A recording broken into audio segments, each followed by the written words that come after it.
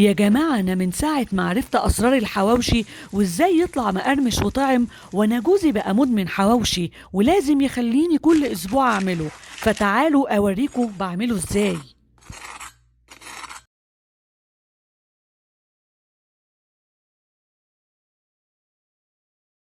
اول سر هو البصل. الحواوشي اصلا يعني بصل ولحمه، على نص كيلو لحمه بعمل 3 بصلات، وكل ما بتكتري البصل بيكون احسن، بس بشرط تعصريه بايدك علشان تتخلصي من ميته. عاوزين بصل من غير ميه يا جماعه علشان الرغيف يطلع كريسبي. تاني سر هو اننا نتبل البصل الاول، ودي تركه مهمه جدا يا جماعه. هنحط الكمون والفلفل الاسود والكزبره الناشفه والملح وشويه زيت وندعك البصل جامد. هي الحركه دي اللي هتزود طعم الحواوشي ويكون لذيذ. بعد كده بناخد شوية كزبرة مع فلفل أخضر مع طماطم ونضربهم في الكبة، بس نشيل قلب الطماطم علشان نتخلص من ميتها. قلب الطماطم ومية البصل بنعمل بيهم سلطة بعد كده. علشان يكون الرغيف كريسبي لازم نتخلص من أي مية يا جماعة.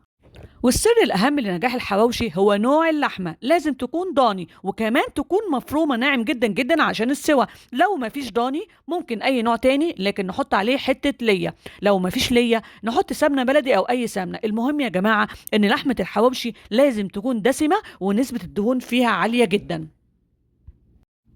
وبعد كده هناخد اللحمة دي مع البقدونس والفلفل والبصل اللي عملناهم في الكبة ونضيفهم على البصل، ونحط التوابل زي ما تحبوا، جوزة الطيبة أو البهارات السبعة. المهم نعجن كويس جدا جدا ونحاول نخلط على قد ما نقدر. ولو حسينا إن الخلطة فيها مية هنعمل إيه بقى؟ هقول لكم على تركة مهمة. لو فيها مية أو سوائل بنضيف شوية بقسماط مطحون علشان يشرب المية، أو شوية نشا. وده كان السر الأخير، هو إننا لازم ننشف المية من العجينة على قد ما نقدر علشان الرغيف ما يطلعش معانا طري وملوش لازمة. وزي ما انتم شايفين فضلت اعجن فيها لحد ما بقت بالشكل ده. بعد كده هناخدها نغطيها ونسيبها في التلاجة حوالي ساعة علشان تتشمع وكله يمسك في بعضه.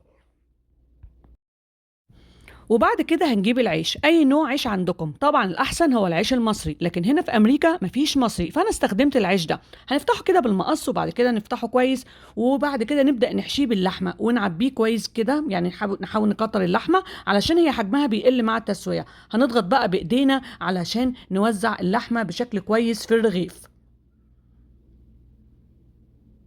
بعد كده بندهن بقى الرغيف بالسمنه، نكون محضرين سمنه كده مسيحينها او الزبده، وندهن وش وظهر علشان ندخلها بعد كده تستوي. وهعمل رغيف تاني كمان، بس نسيت اقول لكم ان لازم تشغلي الاير فراير قبلها ب3 دقايق علشان يسخن. وممكن تسوي على البوتاجاز، بتجيبي طاسه وفيها شويه سمن وبتحطي الرغيف تقلبيه بقى وش وظهر وتفضلي واقفه جنبه لحد ما بيستوي. او كمان ممكن ندخله الفرن، بنغلف بقى الحواوشي بورق فويل وندخله الفرن يستوي. لكن انا بحب طريقه الاير فراير لانه بيسوي من كل الجوانب وبيبقى بيطلع فعلا اللحمه مستويه جوه الرغيف. هنبدأ بقى نظبط الاير فراير على درجة حرارة 200، والتوقيت هيكون تلت ساعة بالظبط او حوالي يعني 20 دقيقة بالظبط. وادي شكله بعد ما خلص، وطبعا ريحته قلب الشقة وكريسبي جدا جدا، وشكله وطعمه ولون وحاجة تفتح النفس. مش عارفة حتى امسكه، انا بحاول اقطع لكم الرغيف بس سخن، فهوريكم بس شكله من جوه قد ايه اللحمة مستوية، لان هي كانت مفرومة ناعم. فبس شايفين تلت ساعة واستوت اللحمة جدا. انتوا قدموها بقى مع سلطة مع طحينة، انا عملت جنبيها سلطة بابا غنوج، فكانت طلعت حلوة بصراحة وكويسة ومناسبة للحواوشي.